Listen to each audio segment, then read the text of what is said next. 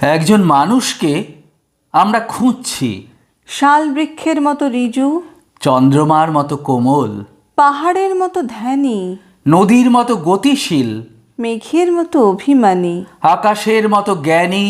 একজন মানুষকে আমরা খুঁজছি, একটা নতুন ভারতবর্ষ গড়বেন বলে ছদ্মবেশে একটা কালো গাড়ি কয়েকজন বিশ্বস্ত সহচর আর স্থলপথ, জলপথ, আকাশপথের মৌন বন্ধুত্বকে সঙ্গী করে তিনি বাড়ি থেকে বেরোলেন। যেন নিমাই, যেন বুদ্ধ, যেন চেয়ে। আমরা বছরের পর বছর ধরে তার তিতিক্ষা নিয়ে কথা বললাম, তাঁর বোধিকে প্রণাম করলাম, তার সাহসকে স্যালুট করলাম। আর তারপর মানুষটাকে খুঁজতে থাকলাম, যেন মানুষটি একজন ম্যাজিশিয়ান, যেন মানুষটি একজন অবতার, যেন মানুষটি একটি নীলকণ্ঠ পাখি, একজন মসিহা।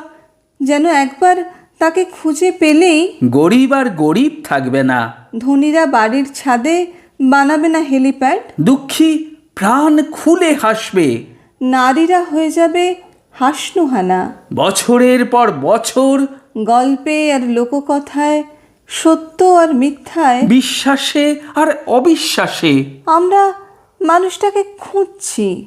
তাঁর ভারতবর্ষকে খুঁজছি না।